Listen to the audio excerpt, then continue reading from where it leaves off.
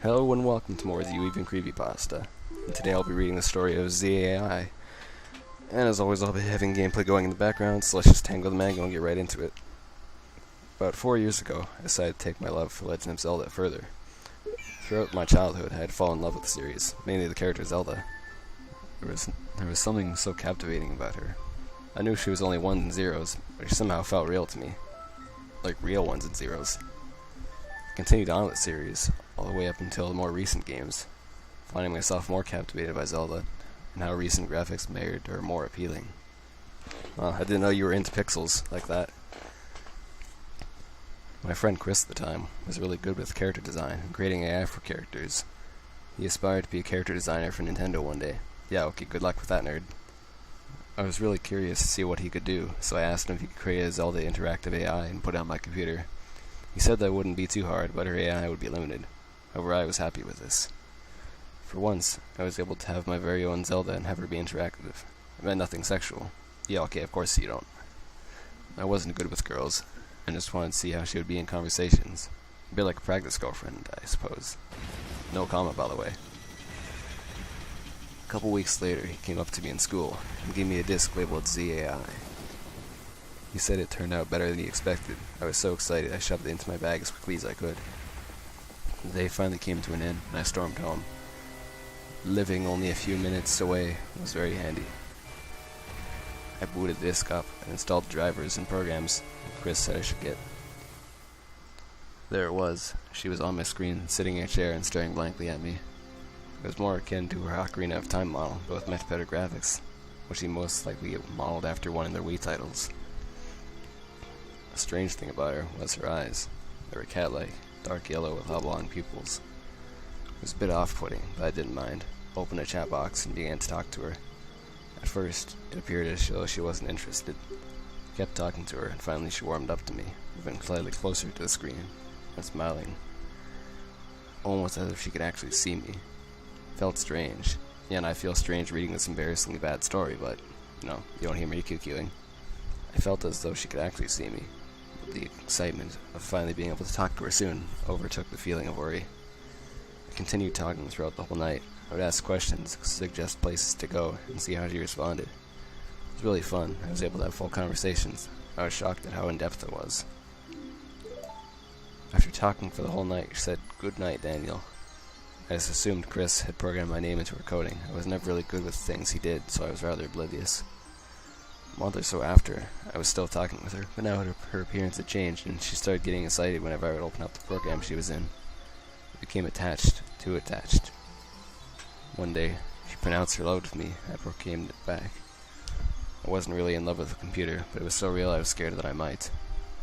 Yeah, I'm scared as well, because, you don't know how to write stories. After that, I only used the program a few more times in fear that it would become so attached that my real life would suffer, and eventually I just stopped. And apparently I stopped knowing how to read English. I decided to find a real girlfriend, and after a few months, I eventually did. A year later, I was rummaging through my old things and found the old laptop. I logged into it and remembered about the Zelda. I opened it up and saw her there. Instead of the usual excitement, she looked upset. She looked at me with a crying face and asked, "Why? Why did you forget about me?" I was a little scared.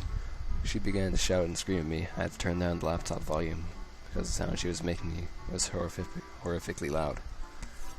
She came closer to the screen and hit it. Laptop crashed and froze on her face, and her cat-like eyes were there, just staring at me. I took the battery out and put it back in. As I turned it on and booted up the program, I noticed she was missing. In her place was Chris. He was tied to the chair, and a small humming sound could be heard. Slowly, I saw Zelda walk onto my screen and stand behind Chris, squeezing his shoulders. Her yelled in pain. I'm sorry, that's not English, but, keep writing. She had him tied to a chair, gagged and blindfolded. There were dry bits of blood around his mouth from the ropes. His shirt was all bloody and sweaty. It didn't look real. I never believed it. She looked at the screen and said, "You shouldn't have forgotten about me." The laptop screen turned black. I heard a blood-curdling scream. After that, the laptop wouldn't start up again. I took the laptop outside and threw it in the trash, mainly out of fear. You don't know how to write perfect paragraphs like that. That just doesn't work, okay? A couple of seconds later, I got a phone call from my girlfriend saying she was at Chris's house and she wants me to come. I was so relieved that Chris was okay, and I got ready and went over.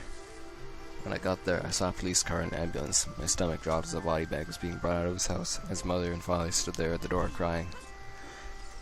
I saw my girlfriend stood out in the street with the crowd. I knew she was upset, so she gave me a hug. After things had died down, we went back to my house and went up into my room.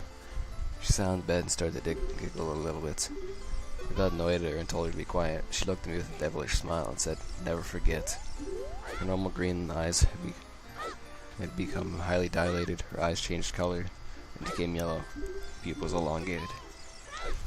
She stood up and repeated, "Never forget," over and over again. I ran terrified out of my house. I waited for her to come outside, but she never did. Upon investigation, I realized she was no longer in my house. Confused and scared, I called a couple friends to stay over for the night. She never showed her face again. Nobody had ever even heard of my girlfriend. To this day, I still hear a faint whisper coming from the halls. Never forget the faint sound of humming approaching my bedroom door. Well, yeah, that was this atrocious story. I'm not even quite sure what the point of this was. Like, since when exactly do computer programs relate with real life? Like, please explain this to me. And how did you imagine a girlfriend? Like, were you actually that desperate that you imagined one? Like, please explain this to me. I don't understand. Either way, I think I'm gonna go shoot myself once again. Have fun. Praise the sun.